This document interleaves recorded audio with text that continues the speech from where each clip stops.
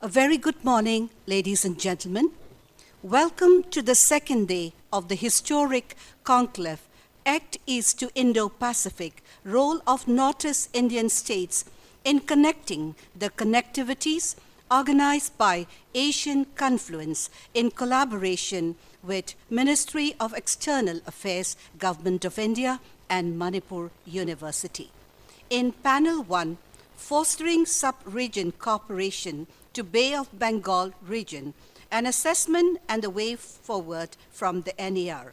To chair panel 1, may I invite Ambassador Ganguly Das, IFS retired, Honorable Member, Governing Council, Asian Confluence. Ladies and gentlemen, and a big round of welcome.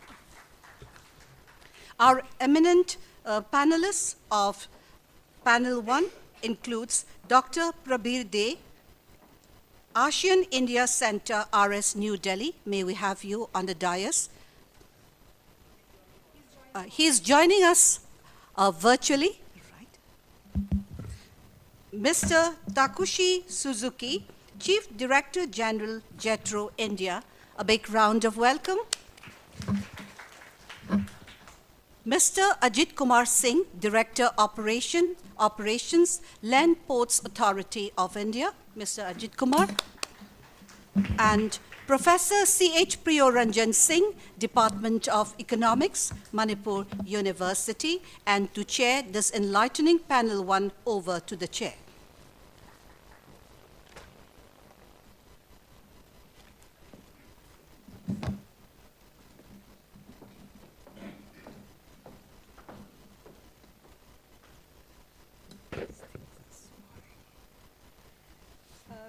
Very warm good morning to all of you. Can I just fold it slightly?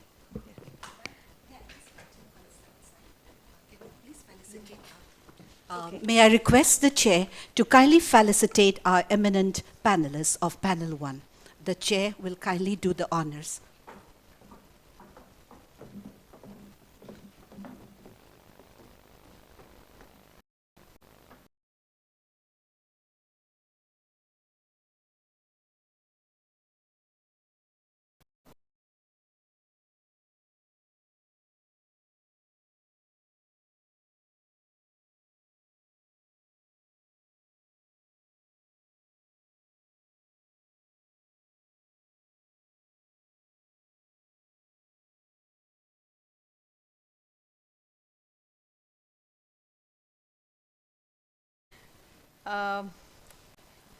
Welcome to this first session of the second day on fostering sub-regional cooperation in Bay of Bengal region, an assessment and the way forward from the northeastern region.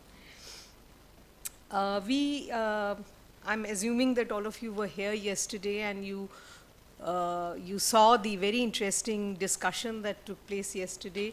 And I think the Honorable Chief Minister and the Honorable MOS have set the tone for our discussion for today.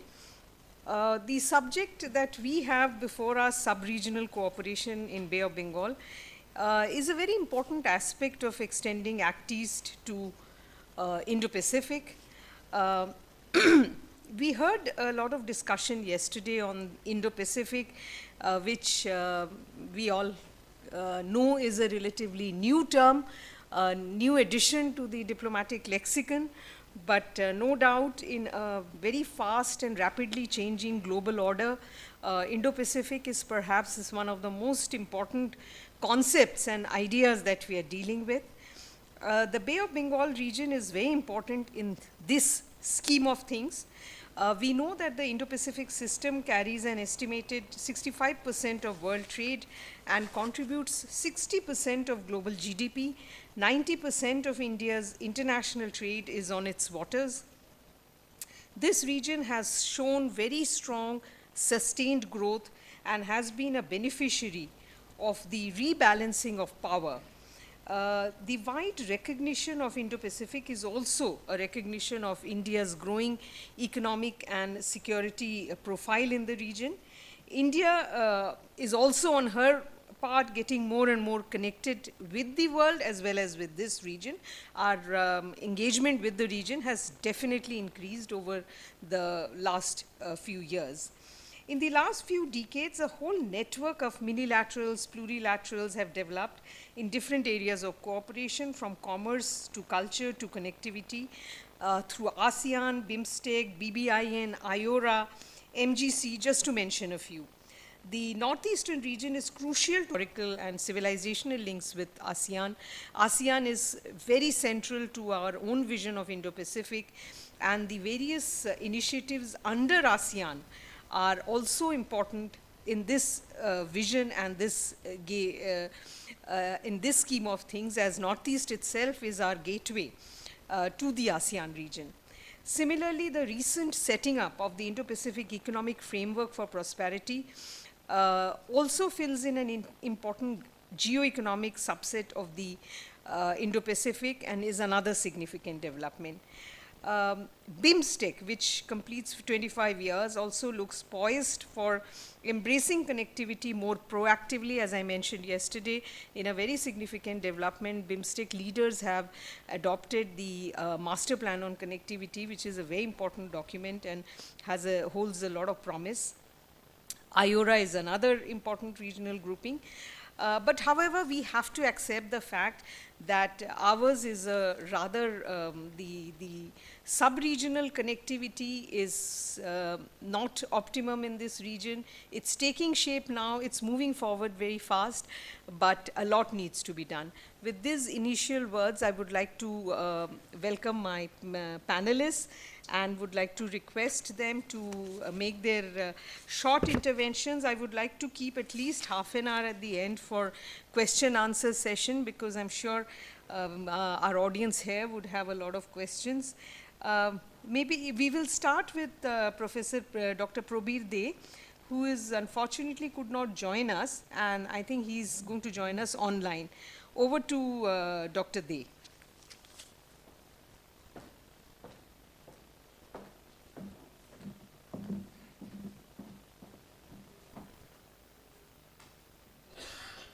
Can you hear me? Is my sound is perfect going to the audience? Yes, we can hear you, Dr. De. Okay. Thank you very much, Madam Chair, for the invitation and the introduction of the subject. I thank Asian Confluence. It's my bad luck that I could not come personally because of my health issues. Otherwise, it would have been a great opportunity for me to learn from several of my friends and colleagues there. Now, for the time allotted to me for on the subject, I'll be very brief. Subject is the fostering sub-regional cooperation in Bay of Bengal, and there is a subtitle, an assessment and the way forward from Northeast region in year, from.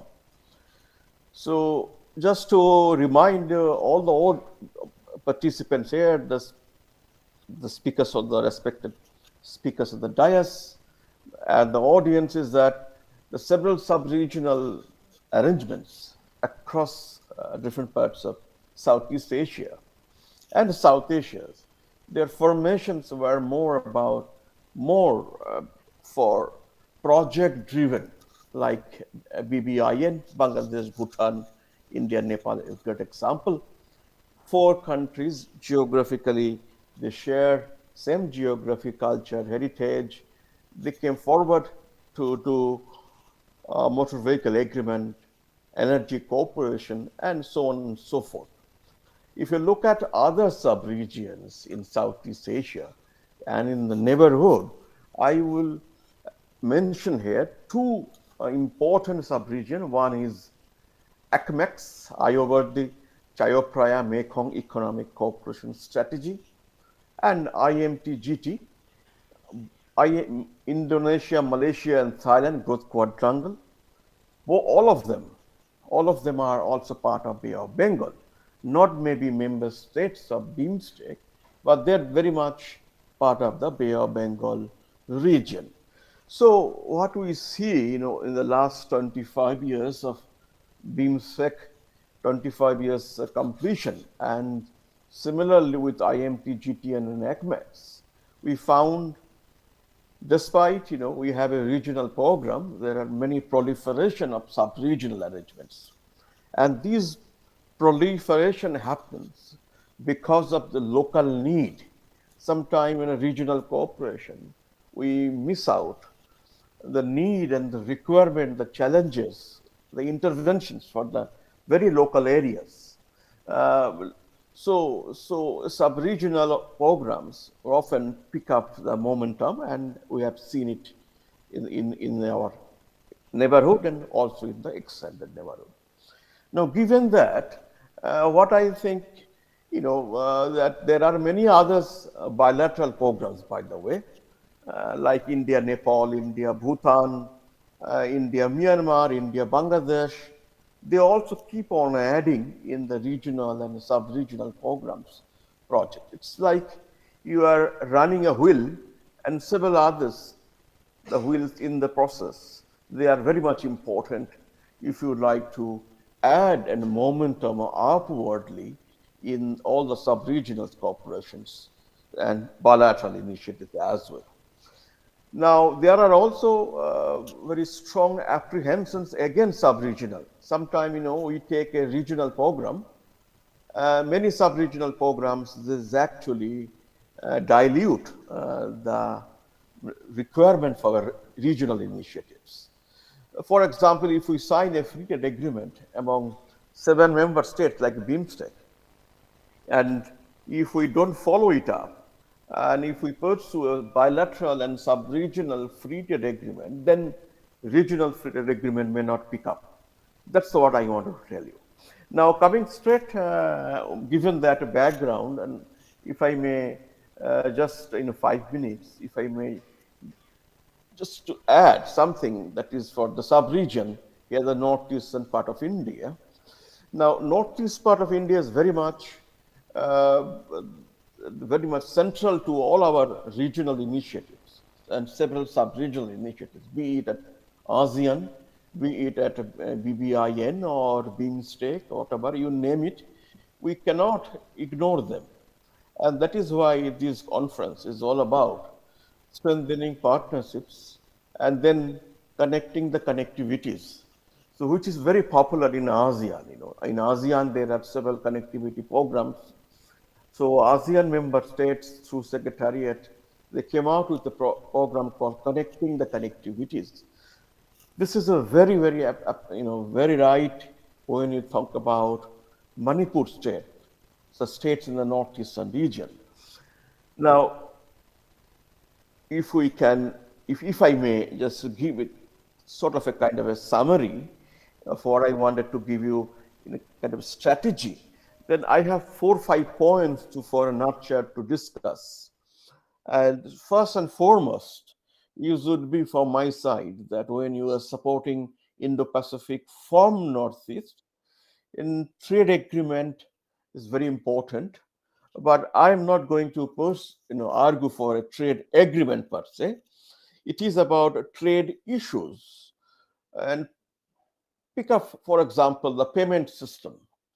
Now, if the trade is purely informally driven, Professor Priyaranjan, who is a co-panelist here, he knows all of it, that if we do not have a very strong payment systems, it is a great loss for the government. After all, the Manipur states and other state government of India, they will be paying the salaries, running infrastructure, and maintaining the assets. So where from they will earn money if trade and everything is run informally and unorganized. So there's a great loss of revenue. It's difficult to sustain all those infrastructure and connectivity program, particularly public health, education, and all.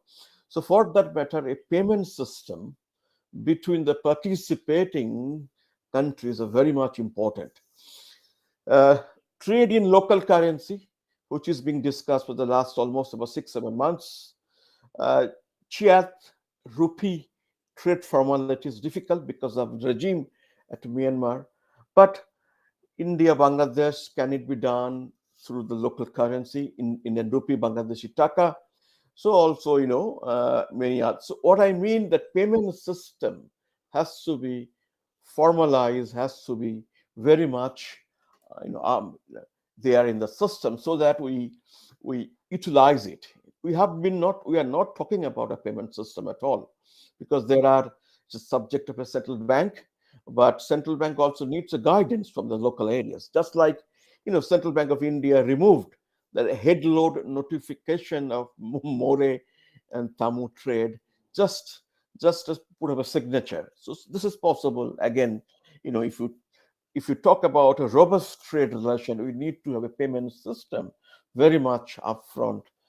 Second is the connectivity for the local community. That is what the Land Ports Authority of India and our respected um, Ajit Singh ji, who is also the co-panelist, what they have been doing, connecting the people, the livelihood they are adding through their projects, integrated checkposts, and many others in the regions. So last 10, 12 years, this LPAI story is a great story. We need to utilize it properly. We need to take it up. This is a big, there is a very strong message LPI provides the to the countries in the neighborhood. So connectivity, when border connectivity, connectivity through integrated checkpost payments, all those are very much linked.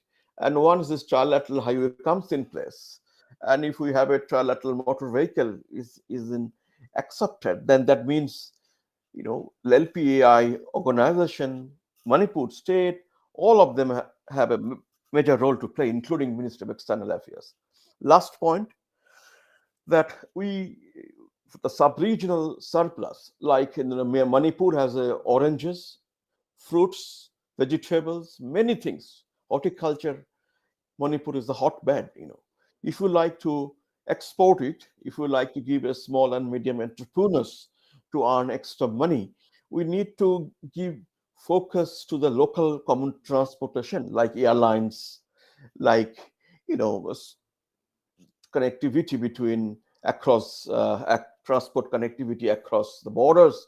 So airlines, aviation sector would be very important for the Manipur and enter northeastern region, not only just for the trade purpose, but also for transportation, for tourism, education, etc.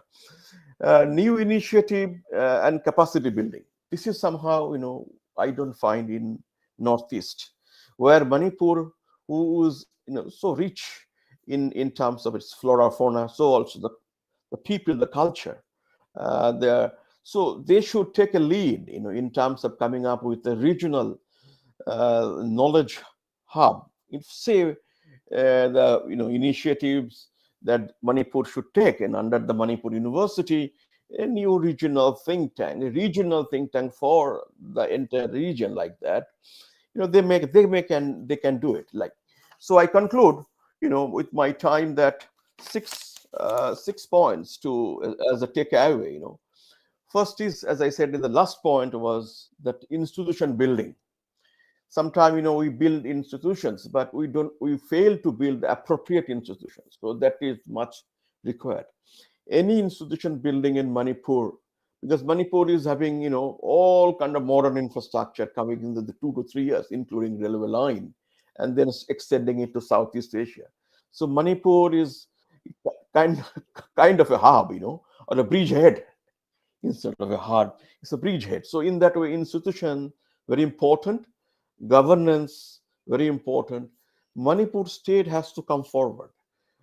Central government of India, External Affairs Ministry have many other priorities. State government has to play its role.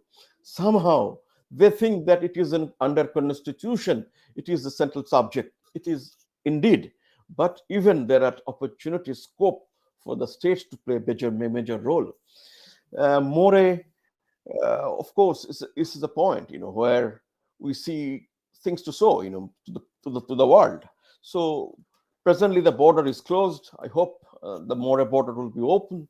So whenever we do a conference like this, please have a session, have a have a session at More, or you start the conference next edition of these great event that you are doing, Mr. Sabyasachi, that have it starting at More itself. And there are institutions, hospitals in the Manipur, all of them, the great doctors and all, they can think, investing more into the more infrastructure, building in education in it, and healthcare, etc. Two things: the Manipur, Bangladesh has a very strong cultural links. It is not the link which I can describe through my Bengali link.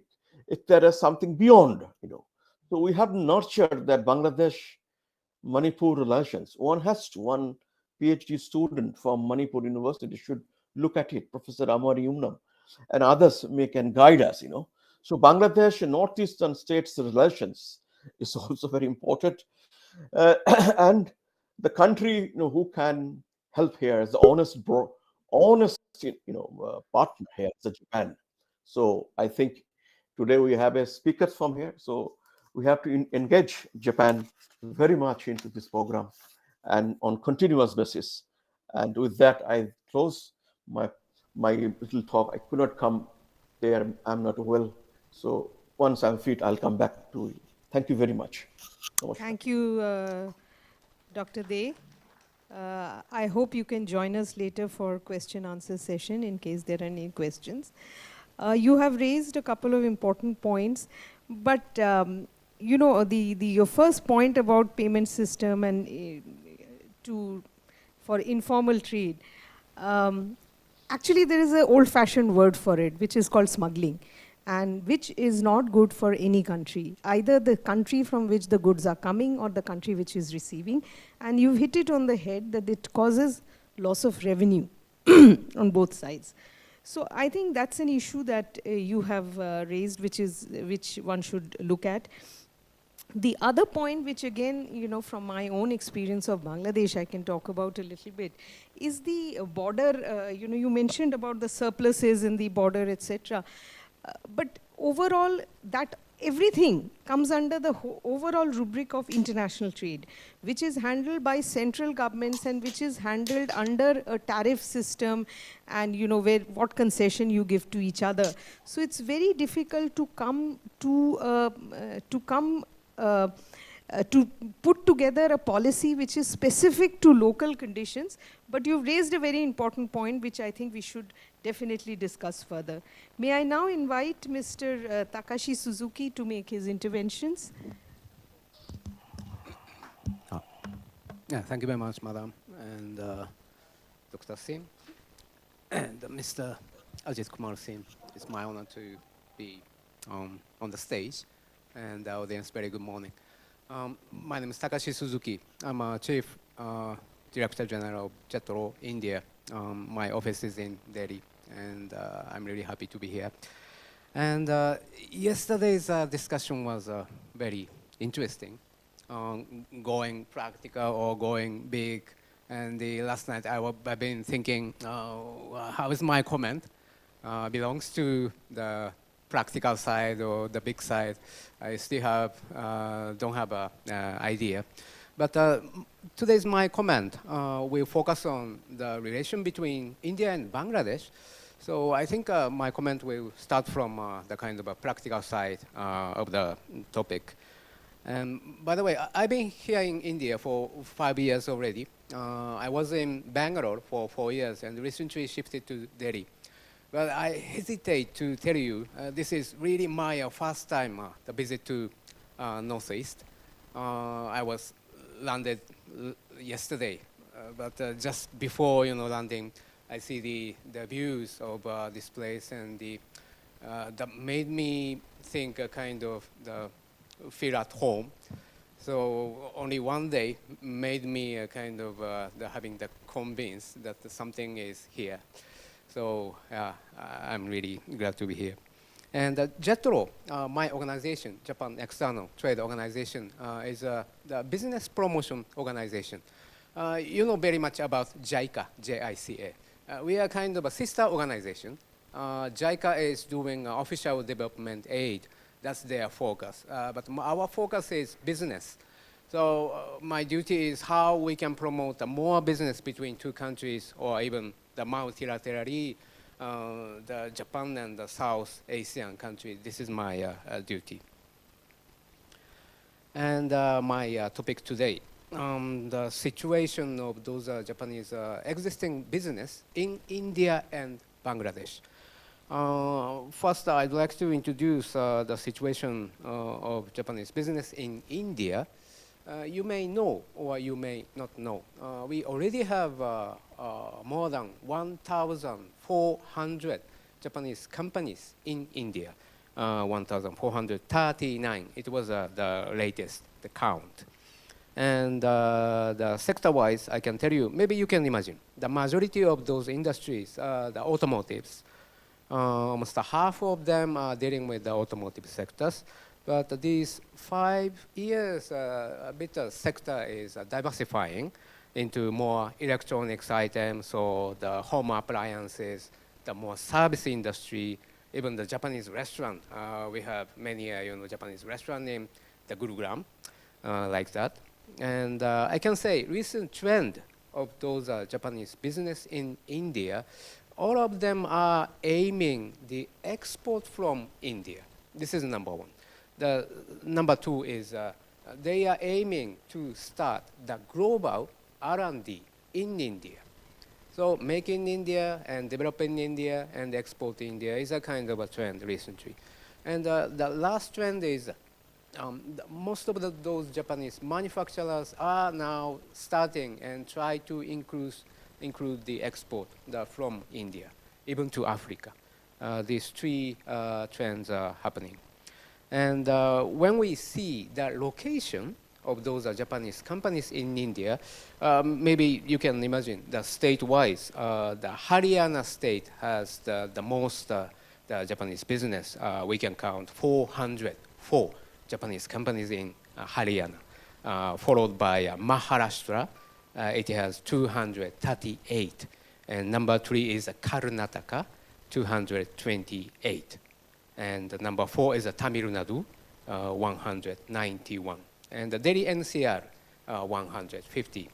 This is the major location of those Japanese business. And very unfortunately, in eastern side or northeast place, we don't see many of those Japanese business. That is the situation.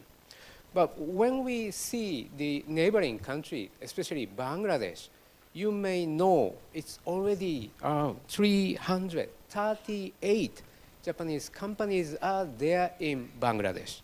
And actually those number of the Japanese companies in Bangladesh really increasing. These 10 years, it's almost 4 times of the number of the companies are increasing. So I was in Bangladesh from 2009. In 2009, only 80-something Japanese companies are there. But now, more than 340 Japanese companies are there. So we see, the things are happening in Bangladesh. And the sector-wise, what kind of the Japanese companies are in Bangladesh? I can say, yeah, you can imagine, ready-made garment, apparel-related are the majorities. And the second biggest is ODA-related companies. Because yesterday Taguchi-san mentioned about some big projects by JICA or aid from Japanese government. Many of the Japanese business are aiming to deal with this type of the big project. This is number 2, the sectors. Number 3 is the manufacturing of other non-apparel industries. Recently, Honda already invested in. They have the 2-wheeler factories. And some other the electronics and parts making companies are already there. And the fourth one is the service company aiming the Bangladesh market. These are the trend of the Japanese companies in Bangladesh. So I can say almost the same size of the Japanese companies are already in Bangladesh, comparing with the big state like Haryana. So it's really practical and easy to the plan or consider if the connectivity between Bangladesh and this northeast area, if it will be facilitated more easily and smooth, I think something must happen for the, the development of the industry or creating the new business model, the more people-to-people exchange, and we Japanese, the business, can take advantage of this activity. This is my the main point. And another aspect between the Bangladesh Japanese companies and Indian Japanese companies. In India, there are few Japanese small and medium-sized enterprises existing in India. On the other hand, the Bangladesh, they have the portion of the Japanese SMEs. They're coming to Bangladesh, they are doing their business. Actually, in India, I said almost 1,500 Japanese companies are here, but among them, the only 15% to 20% are the SMEs, Japanese SMEs. On the other hand, in Bangladesh, almost 60% of these 338 Japanese companies are small and medium-sized companies. And what is the JETRO India's biggest challenge is that how we can increase more Japanese SMEs to come to India. And I'm just thinking the collaboration between India and Bangladesh, maybe that will create the more, the attraction for those Japanese SMEs to come to India and this northeastern region. And I just would like to briefly touch upon our annual survey to those Japanese business in Asia. We send out the thousands of inquiries to those Japanese business in Asian countries every year. And in the previous survey, I found a very interesting the result. Business expansion sentiment is the highest in India and Bangladesh among these 19 Asian countries. Japanese companies in India and Bangladesh, the 70% of those Japanese companies are very much positive to expand their business. So of course, the expansion means the inside domestic market in the country or expand the other countries' market exploration, the both sides. On the other hand, I hesitate to say, but the country like Sri Lanka or Myanmar, only 10 to 15% of those Japanese companies in that country are showing the positive, the sentiment. This is the situation. And especially in Bangladesh, those are positive, the Japanese companies in Bangladesh. They have especially the keen to high value added products production. They are aiming. And some Bangladesh Japanese companies are aiming to be the regional headquarters in future. So this will be another interesting phenomenon or trend of those Japanese companies in the countries. And another comparison of India, Bangladesh, Japanese company is that the local procurement rate. Those Japanese companies in India is rather fairly doing good for the local procurement.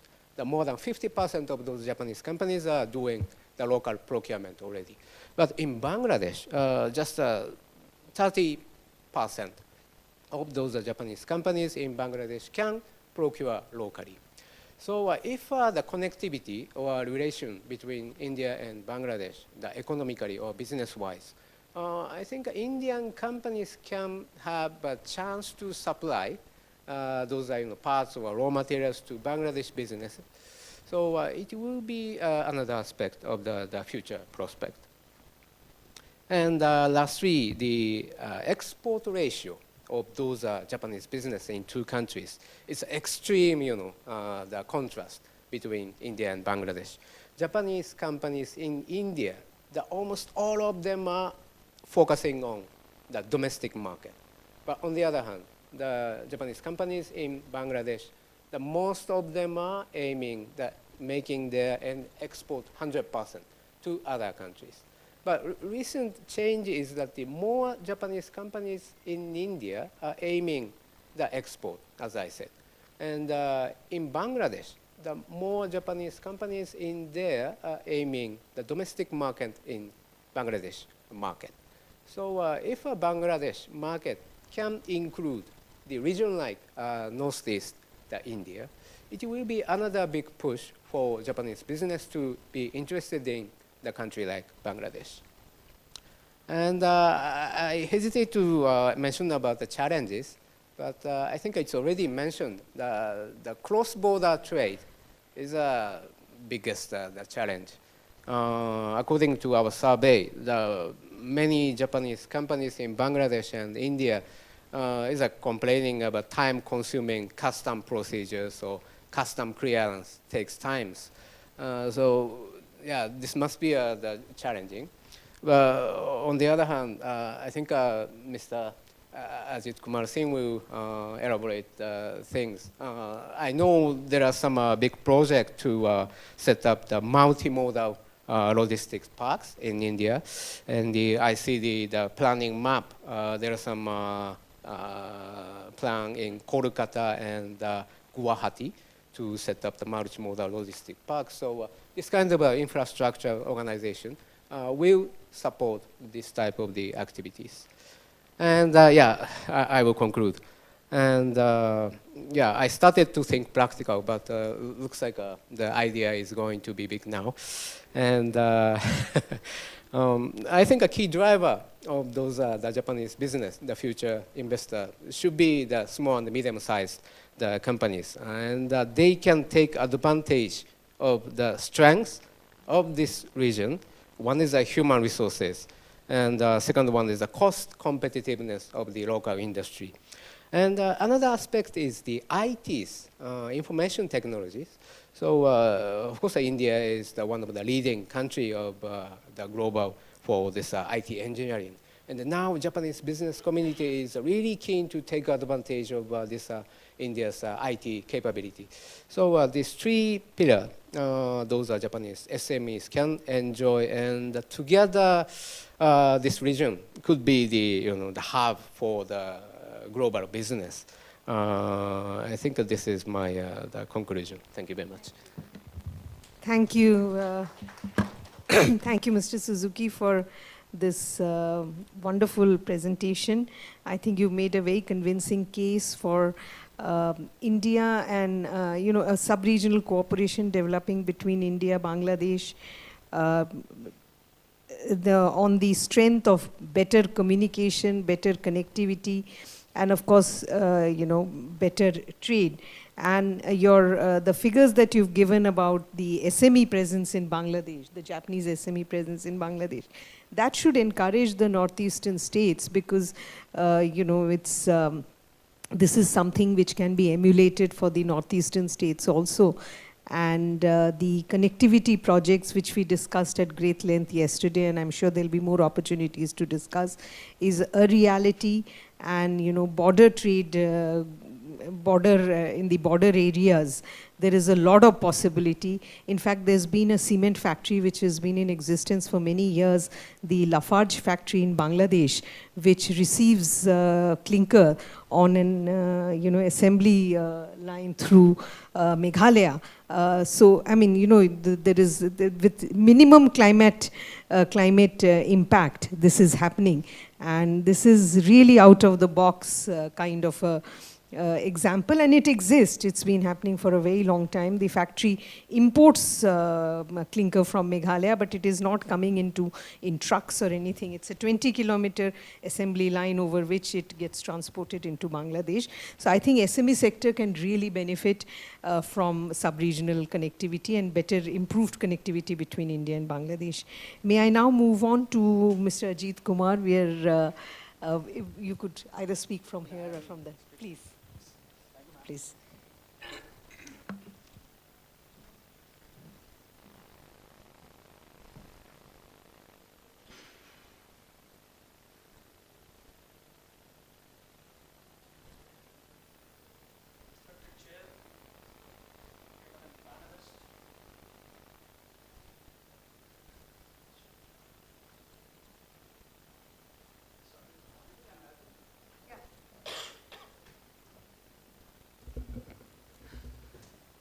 Sorry. Respected Chair, my eminent panelists, our sitting dignitaries, the learned audience. I will take I will take 3 to 4 minutes extra time to deliver my speech. Ma'am, if you permit, I will start my my topic. I'm basically going to tell you about the trade facilitation, trade connectivity. What topic is given the connectivities. Show how the land ports is being connected with the intra-region, within the state, within the country, sub-regions, interstate, inter-country. So I just landed yesterday and I was talking to someone. Somebody asked me, you're from which organizations? I just told that I'm from Land Ports Authority of India. So people are not aware about the land ports. People know about the seaports, people know about the airport because existence is since ages. But the land ports concept is coined very recently. It is only 10 years. This concept of land ports, you call it integrated checkposts, came into existence.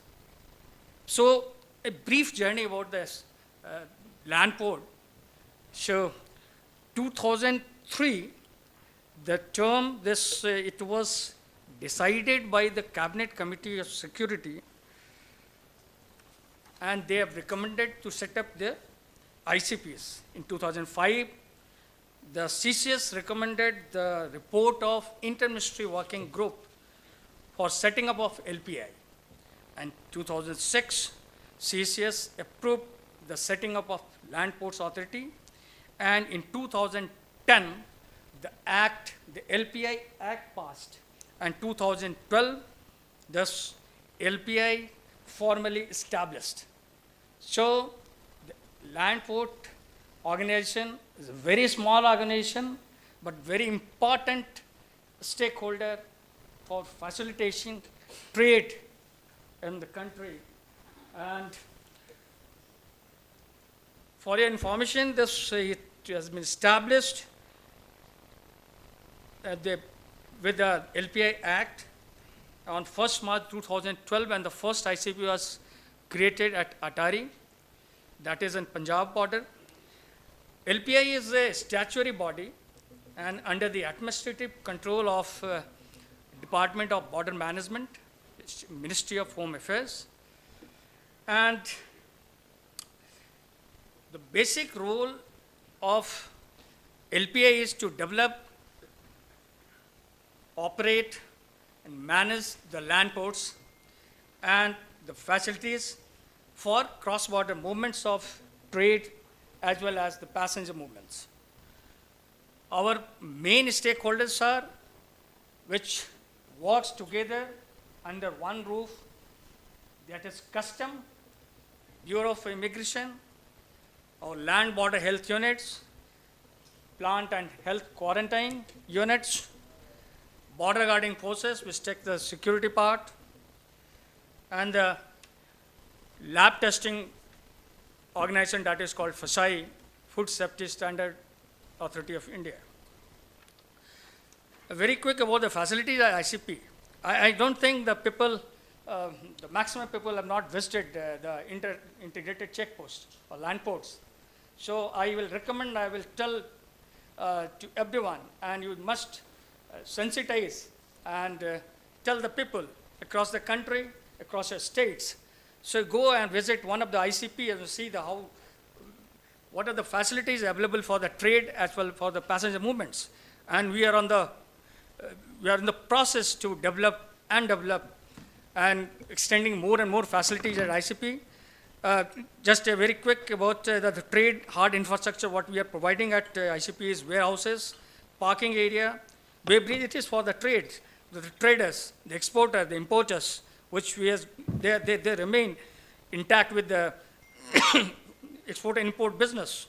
So the cold storage, the driver rest area, isolation shed, the resting shed etc. A lot of things. The system equipment and the certification that is there with the EDA system, the custom works, and the surveillance part, we are looking after the exchange, the animal quarantine, plant quarantine is already tailed, FSI, there's mobile tower, automated, there's boom barriers and all. So the basic and ancillary amenities what we are providing at ICP is the medical 24/7 powers, that with the canteen facilities, the quarantine blocks, and the banking facilities, foreign exchange, petrol pumps, fire station, and secure perimeters. Sure, and the futuristic provision what we are thinking, so because there are a lot of panelists and has said that IT bus, that the technology savvy and the technology different trades should be there, and we are doing it with this, like solar power, automated warehouse. Then there's the drones.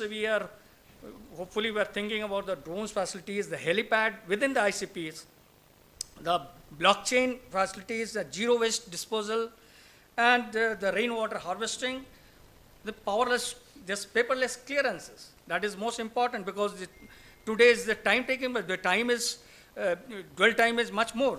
And we are taking the initiative to reduce the dwell times. But the freight trains and the hotels, I will come afterwards with what we have done.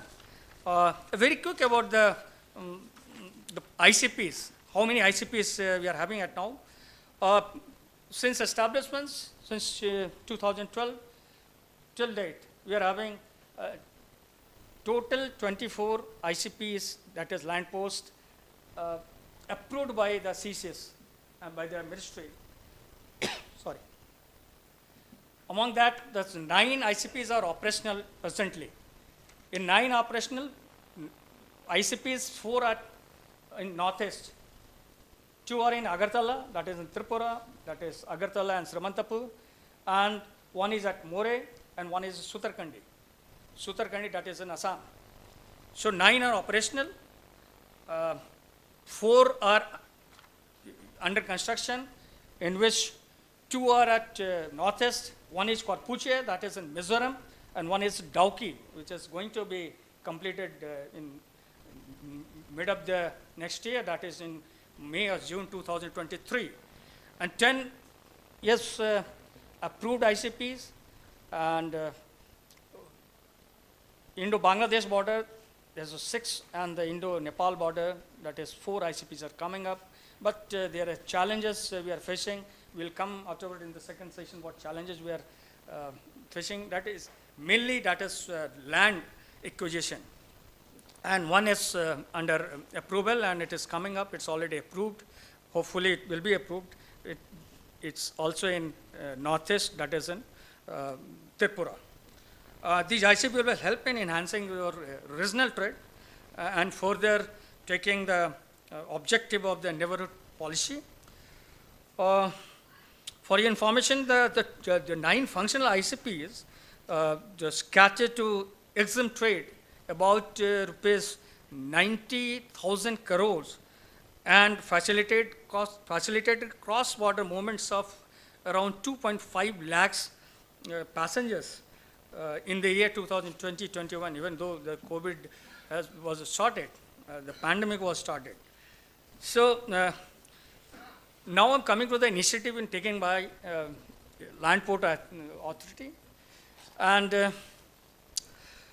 we are basically the facilitator, facilitating trade, facilitating passenger movements, keeping in view these 2 basic thing, that is the trade as well as the cross-border movements. We have taken a lot of initiative. The initiative first, what we have done, 1 is the LCS upgradation. For your information, there are 66 land custom stations have been identified for upgradation into the integrated checkpost. And out of that, 26 is in first phase, and we have already sent the proposal, financial implication, everything, and it is going to be approved very soon. So land custom station, so in phase A, out of 66, 26 in phase A, 22 LCS in phase B, and 18 LCS in phase C.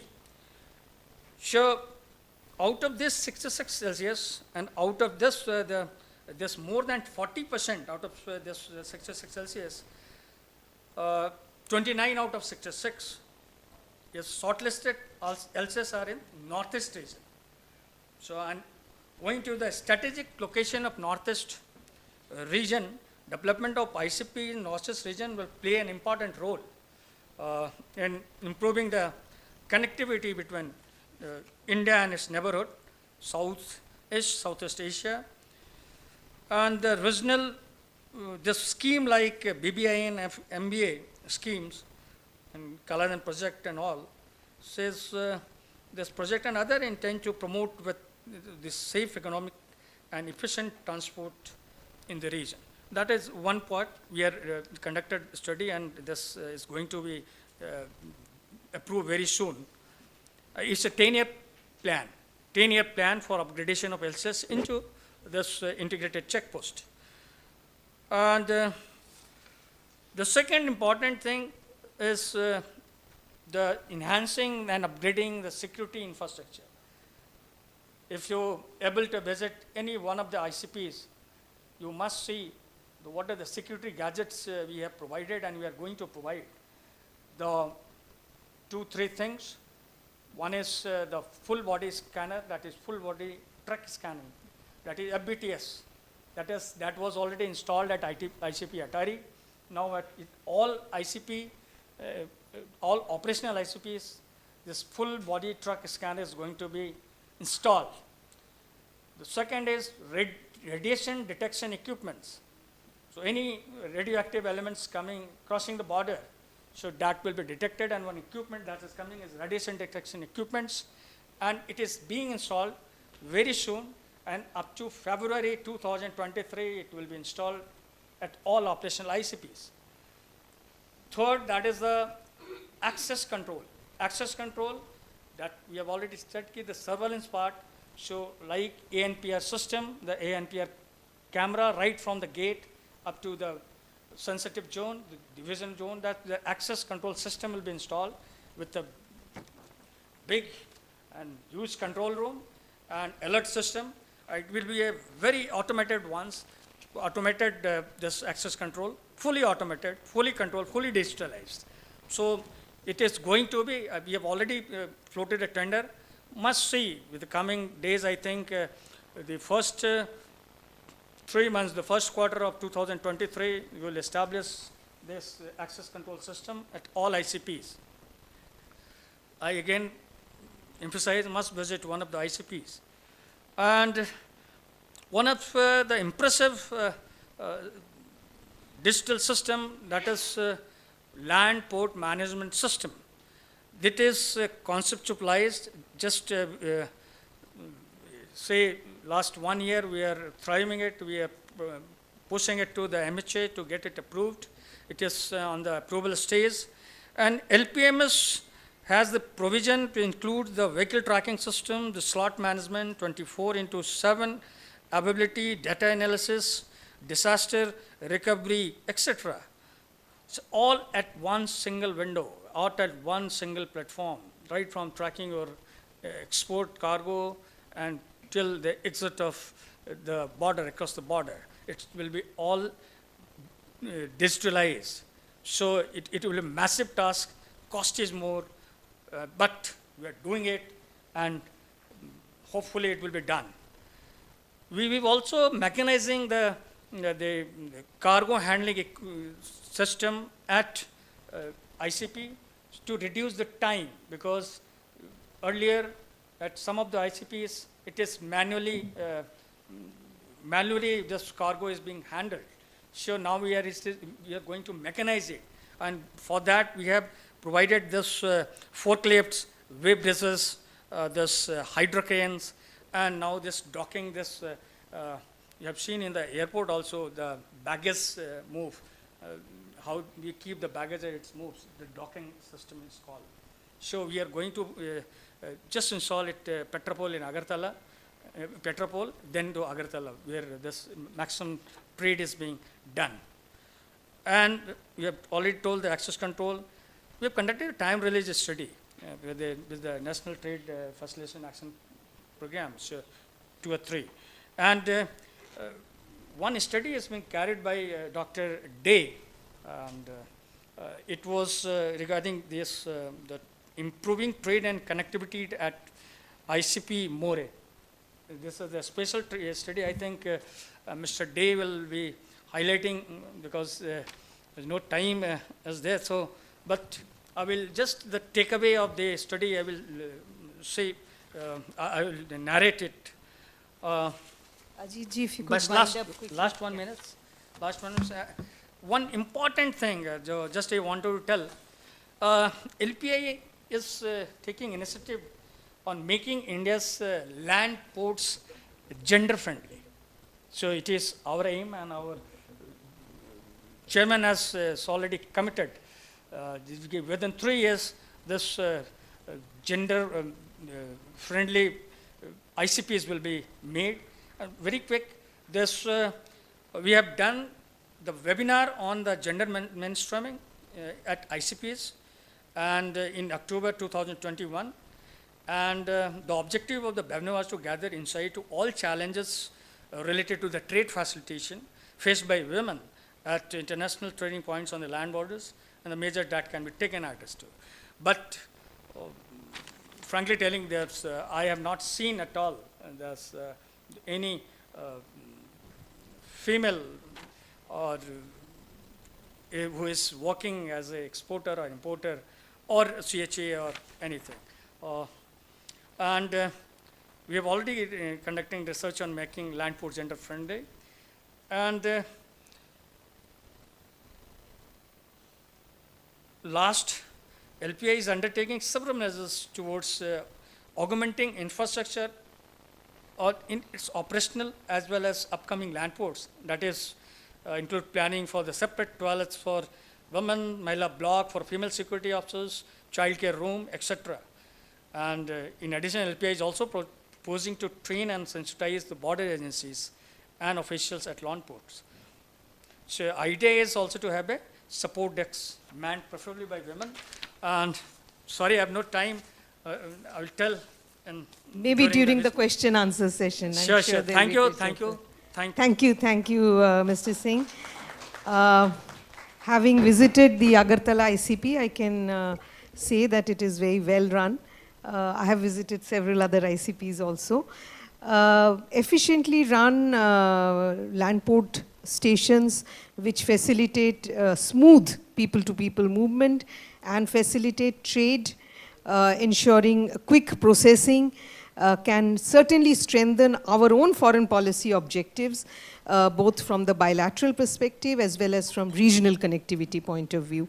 May I now turn to our final speaker today, Mr. Professor Prabhir Singh.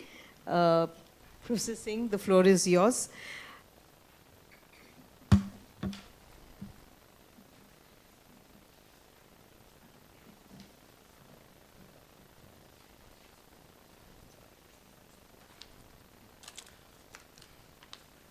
Madam Chair, ladies and gentlemen.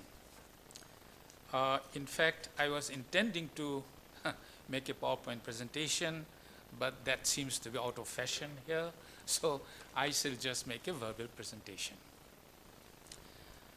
The northeastern region practically, missed the bus in the first phase of our Look East policy. That's the general feeling and assessment here.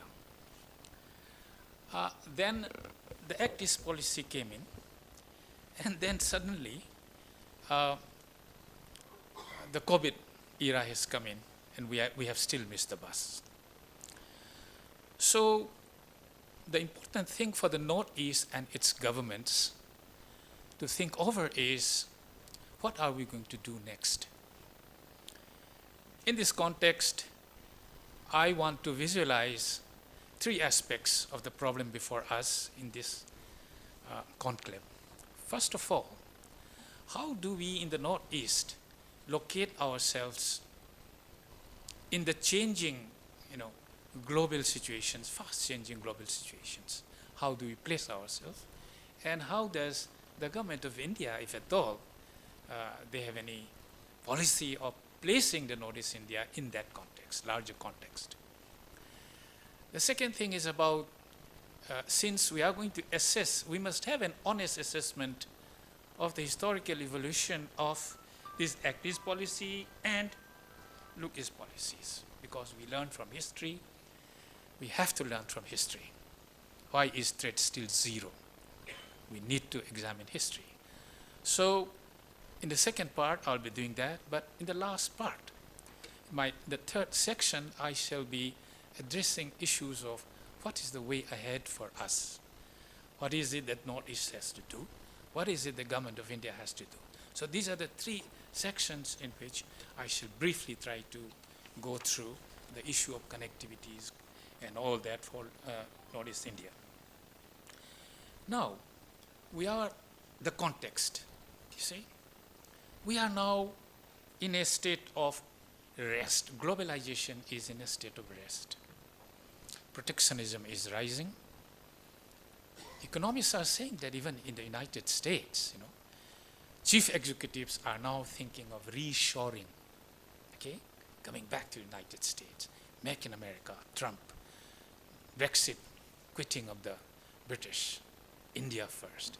These are symptoms whereby in the new global realignments, how do we place ourselves when protectionism is coming in? Then I'll not go into that, but why have the globe or the international community of businessmen and corporates taken a retreat? There are three reasons which have been identified by no great economists like Paul Krugman. He says, technology, when it develops, especially in production technologies, we will be employing less people in our factories as machines take over. As a result of which, the likely situation in the globe, which is starting now, is that multinational corporations will stop or slow down going to places like ASEAN where labor is cheap. So this is what he calls the rise of the robos, technological change. The third aspect of deglobalization is that of we live in a very dangerous world today. When you have authoritarian regimes like in Russia or in China, when they behave abnormally, when they don't respect universal and global values, we have Ukraine, and we have COVID regimes of China where business, which have invested billions in China, were a little bit frightened about how the supply chains can be assured in authoritarian situations. So, rise of China, belligerent rise of Russia, all these things. Then, lastly, our own international regime of GATT, General Agreement on Trade and Tariff, gives us certain structural loopholes whereby a country is allowed to, impose so many things on security reasons. Trump tax on Canadian aluminum, subsidy on semiconductors, because the whole world is now, as you know, the semiconductor problem. So United States is giving subsidies. So negating trade agreements. So these are the three key factors which is driving deglobalization or retreat into globalization. This is what Krugman says. So this is the context. So let us now look at our so-called Look East and Act East policies. There are three pillars of the Act East policy. One is that India makes ASEAN the pivot of India's economic future. We want it to be the jumping pad for India's strategic expansion in the future. We give priority to the CLMP countries, and the rest of the countries we are going to engage on bilateral terms.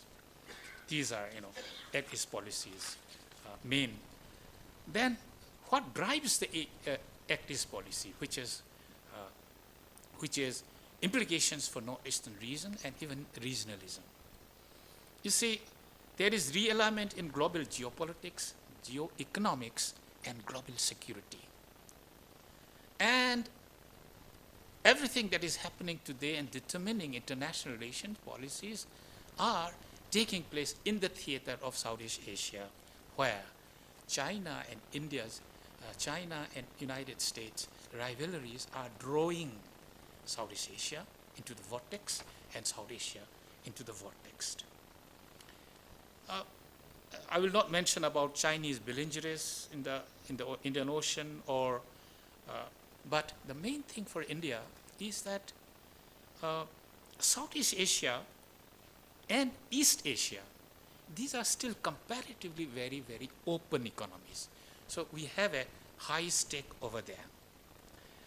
Then one of the drivers of this ACTIS policy is also notice India is central to ASEAN engagements. And there comes the issue of South Asia, Bangladesh and all that, because practically today at the land borders, land trade is closed because Jakarta and More ICPs are not functioning or closed because of political problems.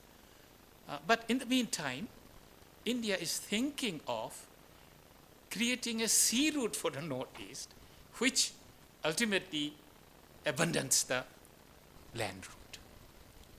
In this even, notice India is central to ASEAN engagements, and we want to carry our neighbors. That's the idea. Then ultimately, what is the main context for us in India's current position, AEP? This is defined by the Delhi Declaration, where we forgot commerce, we emphasize connectivity, and we emphasize culture. The 3 C's. Okay? And we soft pedaled on maritime cooperation and counter-terrorism. So in this context of India's latest stand that we are going to revise all FTAs, okay?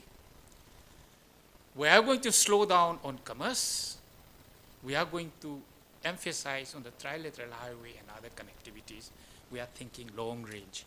Where do we place the Northeast?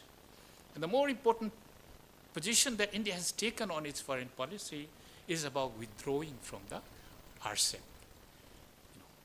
A very dear thing for the ASEANs. We have legitimately, I think, withdrawn from it because we run a trade deficit of $100 billion with this RCEP group, and more than half of it, 52 billion, are with China. So India fears, or we fear, that if we join this RCEP, our interests will be compromised. We'll have more and more this thing. So where do we locate ourselves? The Northeast, where India has withdrawn from the RCEP, and the Delhi Declaration says that trade will be a little bit, on the back burner. So there are certain paradigm shifts like this, but there are contradictions in India's foreign policy also. Say, ASEAN centrality, we want ASEAN to be the jumping pad to all over the world. ASEAN centrality, stated policy. At the same time, ignoring ASEAN interests in RCP. ASEAN thinks that RCP is the core of their future growth. So we have 2 centralities, ASEAN centrality for India, RCP centrality for ASEAN. These are contradictions on which we are yet to come to conclusions. And these are contradictions which is against land-based trade, which our prime ministers of the prime ministers have thought of as the bridge to Southeast Asia. Then, on the other hand, look at another contradiction. India needs the RCEP members for our own growth. And the RCEP members require us for our own growth. So these are contradictions which then India first versus ASEAN centrality. These are nothing but going back to protectionism according to developments, geopolitical, geoeconomic developments, and security developments all over the world. But these are facts. These are contradictions we are trying to solve. So the issue is on all these policies where India first, America first, the question is where has regionally, small regions like the Northeastern region, where has it gone? The question therefore before us is, does Northeast India really matter? Okay. I would simply say that the eastern gates are still shut, Then on why, very briefly on why the Look-East policy failed, and Act-East policy will still fail over here in the Northeastern region. Land-based trade and Look-East policy for India was encapsulated in our Indo-Myanmar border trade. That was how land-based trade was supposed to start almost 3 decades ago, right? Now, what was the problem that forced India to unilaterally withdraw this Indo-Myanmar trade agreement?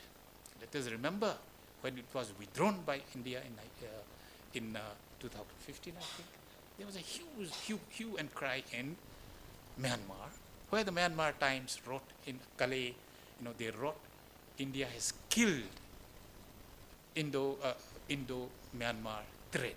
Those are types of reactions over there. But there are valid reasons why India had to withdraw. Okay. The border trade agreement was structured on 3 types of trade: normal trade, which never came; barter trade, which took place, but it was a failure because it needed a trader to export and balance with equivalent amount of imports. You expect a trader in Manipur, in Mizoram, to be both an exporter as an importer. If you don't balance within 6 months, you'll be fined. This was a structural flaw of the trade agreement. So what happened was, because of various difficulties, people shifted to traditional trade, which didn't require any formalities. More or less, it turned into formal trade, informal trade. So because of infirmities of that agreement, there was huge booms in informal trade, and the government of India saw that this is not helping us in any way. No formal trade, virtually no formal trade, informal trade, we have to stop it. So at that time, suddenly the global situation was changing, and India's policy suddenly, abrogated this treaty, this agreement. That's how the first phase, Look-East policy, came crumbling down. That is how it crumbled.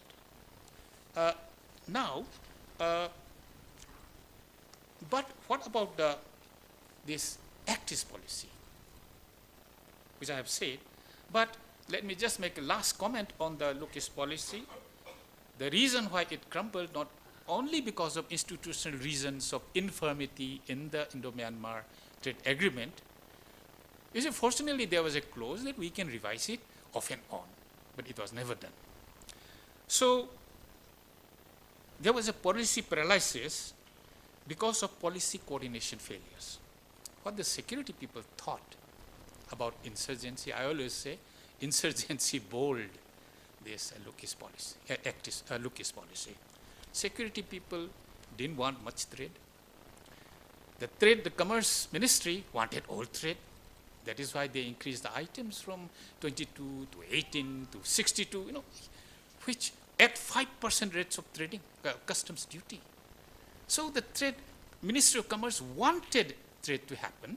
The security people didn't want trade to happen as much as it was demanded.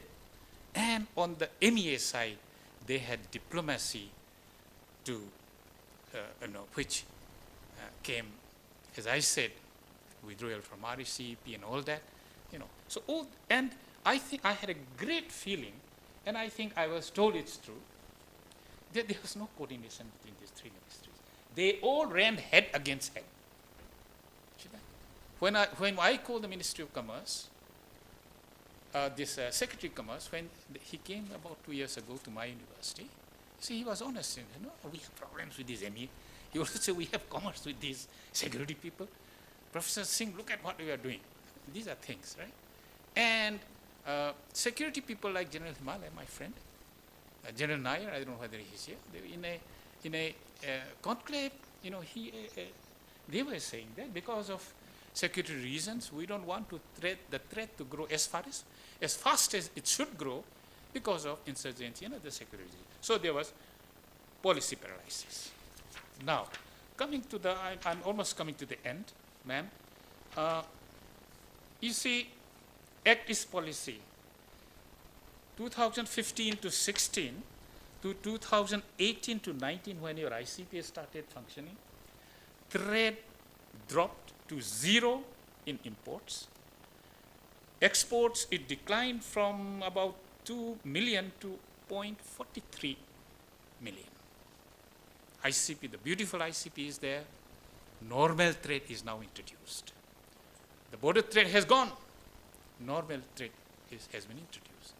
And what the trade people, and especially Minister of External Affairs people, were telling us, no, Professor, normal trade is quite well.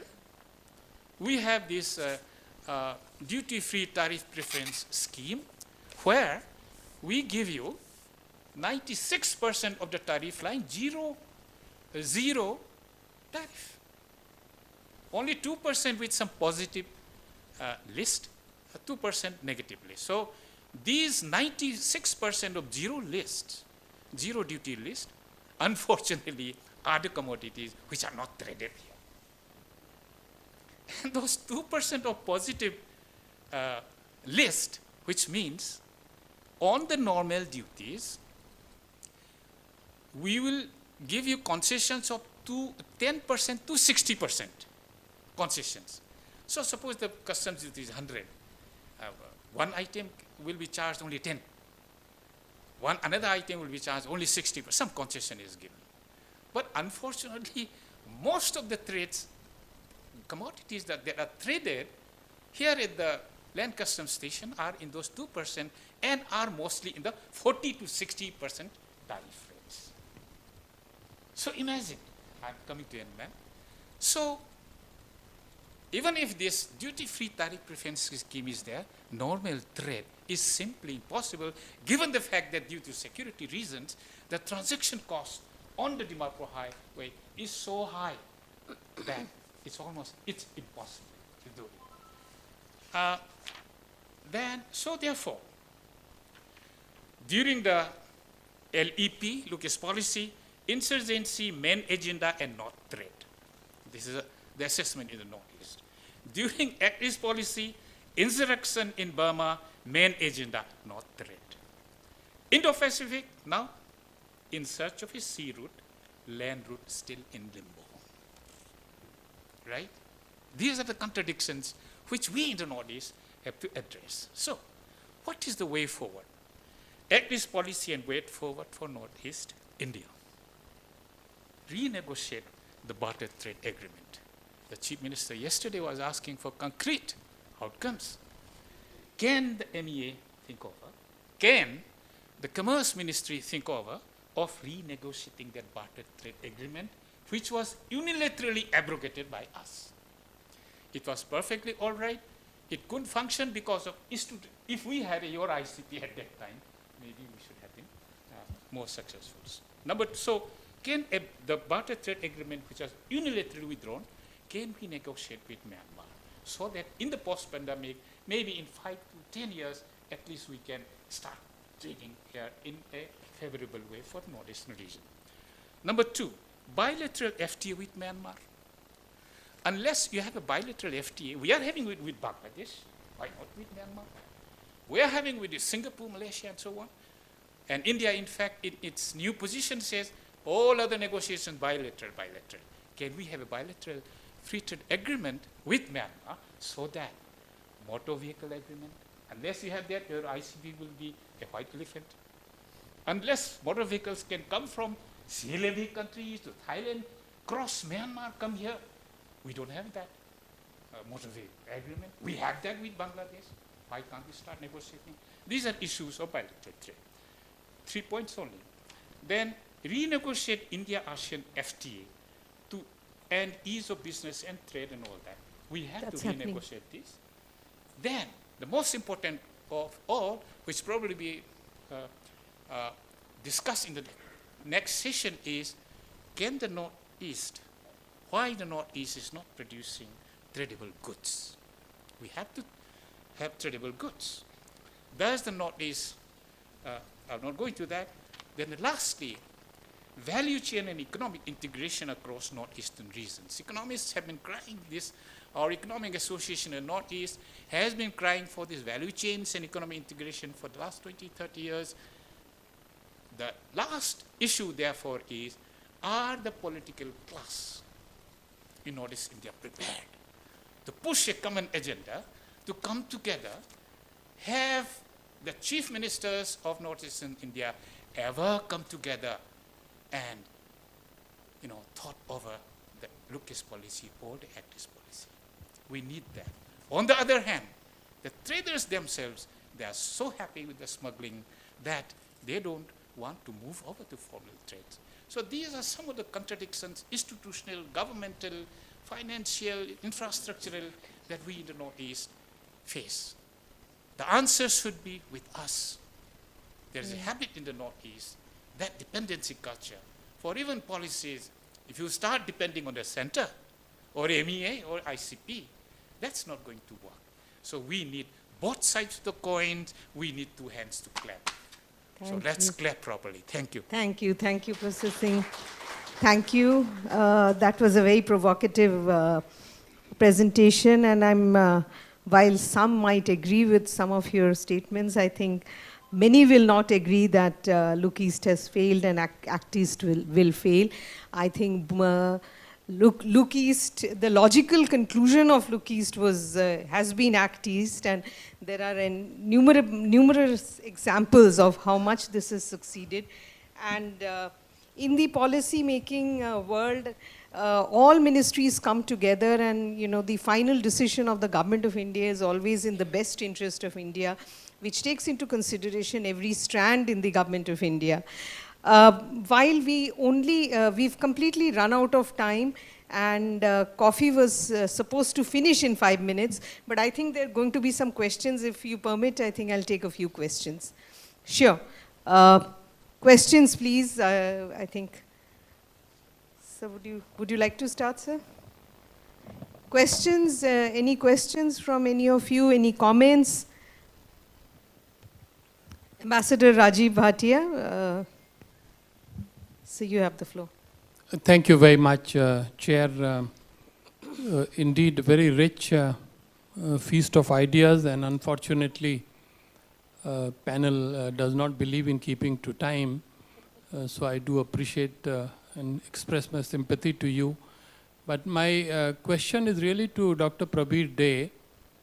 While wishing him a speedy recovery from his illness, I want him to provide some greater conceptual clarity. What is the region we are talking about, and what the sub-regions we are talking about? I thought the region is now the Bay of Bengal Community region.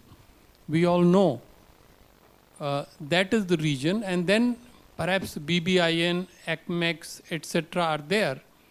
Unfortunately, I think each panelist has his own perspective. Bangladesh, Myanmar, land border. But what is the region we are talking about, to which northeastern India is central, and how do we focus achieving those goals through BIMSTEC, Dr. Prabhir Dey? That is, Madam Chair, if you allow. Thank you. Before I allow Dr. Dey to answer this question, is there any other question for any other panelist? Then we can, yes, Doctor. My question to Mr. Ajit Kumar, Director, Operation Land Port Authority of India. A brief story. At the border, there is 80% of the patients or passenger from Myanmar were for treatment purpose in Manipur. And almost 90% are looking for Caesar Hospital. Then the ICP called us, why don't you construct a hospital in the ICP area? Because ICP has got 45 acres of land. And we have followed up. And ultimately, from Delhi, it was advised that we can utilize one of the buildings in the ICP. We have already inspected, we have already sent the proposal. We can start OPD, diagnostic, and also eye care, because in a population of 6 lakhs, 6 million in Sagaing, they have only those days, about 5 years back, only 7 doctors, ophthalmologists. Manipur has got more than 50. And we have gone for this camp, cataract surgery in Mongya General Hospital. We have operated 179, and the cleft lip and palate and keyhole surgery, 3 camps. Now, we wanted to start this cataract surgery and OPD diagnostic in the campus. They have allotted this land, and we have inspected and we have submitted the proposal. So I don't know whether you are aware of this, because the healthcare is one thing we are already giving. Thousands of them have been treated, including kidney transplant, joint replacement, and brain surgery, heart operation, all those things. We'll give you the floor. I think Professor Mohinder Lama wanted to ask a question. That will be the last question. And then one by one, you can answer. Two quick questions. To Professor Singh, you said that we should go back to barter trade. And we think that barter trade is the very, very initial forms of trade when there were no facilities at the border. Having created LCPs, ICPs, land customs stations and all, how do you argue about, again, going back to barter trade rather than transforming into regular, recorded trade facilities? And don't you think that it is barter trade that has actually led to a large extent Northeast remaining in the vortex of non-tradable, producing non-tradable goods for the foreign countries? One question. The last quick question is to Suzuki-san. We are all keenly looking forward to bringing Japanese investments in the Northeast region. I think if you are able to bring 5, 6 MSMEs, I think that would really trigger. And since Japan is a major actor in the Northeast today, how about bringing that to change the entire tradable baskets here? Thank you. Thank you. I give the floor to Professor Prabhir De first. If you could answer Ambassador Rajiv Bhatia's question, and then on to Shri Ajit Kumar. Have we lost Dr. De? Then maybe you can start with these.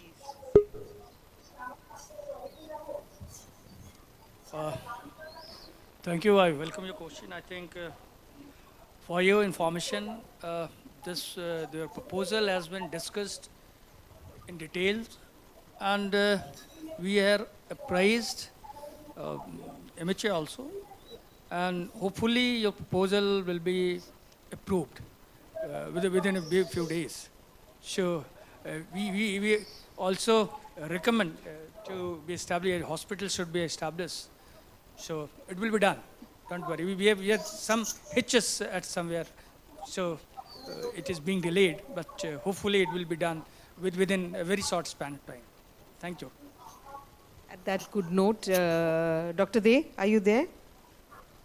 Yeah, I'm here. Can you hear me? Yeah. Please, go ahead. Right. Very quickly, because of the time, to reply to Ambassador Bhatia's questions. Thank you very much, sir, for these important clarificatory questions. What I meant in my initial remarks is that there are several sub-regions, and in Bay of Bengal, it is a region and your understanding is very correct. It's a region, and within that, there are many sub-regions like BBIN, but I have added that there are bilateral arrangements like India has with its in the neighborhood. So those also to be treated as a kind of a bilateral program supporting either sub-region or the regions. So this is in general in concept, but the discussion that we are having in this session and in view of your previous contribution, your writings, your speeches, what I meant that these sub-regions are not fixed and static. It shifts in different directions.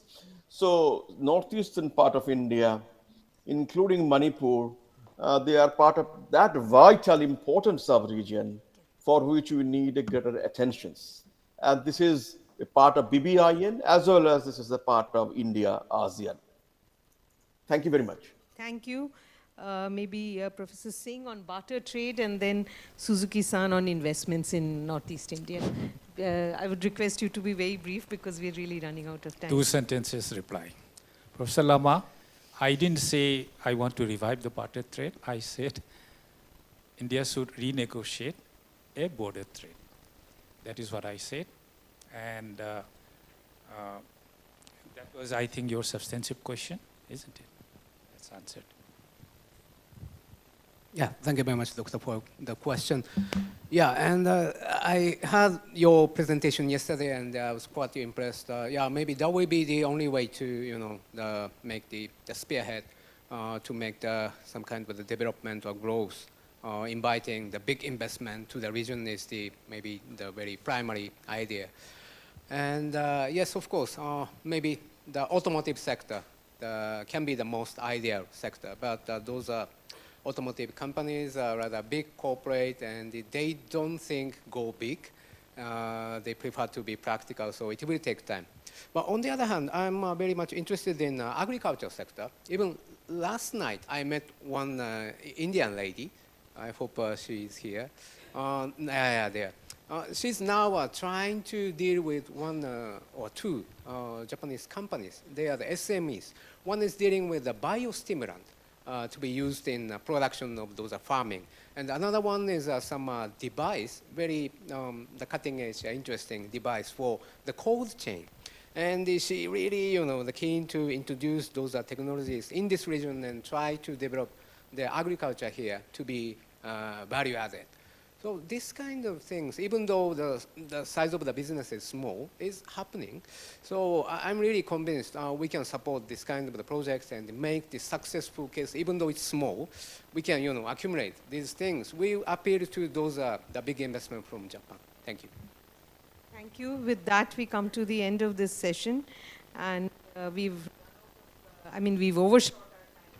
And I'm sure the organizers will make an announcement about coffee and tea. Thank you. Thank you all. Sir. Thank you.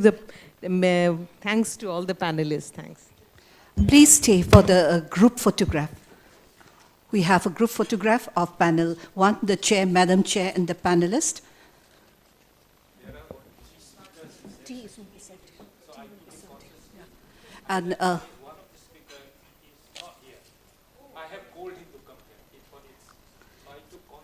thank you so much for chairing panel 1, Ambassador Riva Ganguly Das, IFS retired, Honorable Member, Governing Council, Asian Confluence. Ladies and gentlemen, to save time, tea and snacks will be served inside the hall. So please remain inside the hall.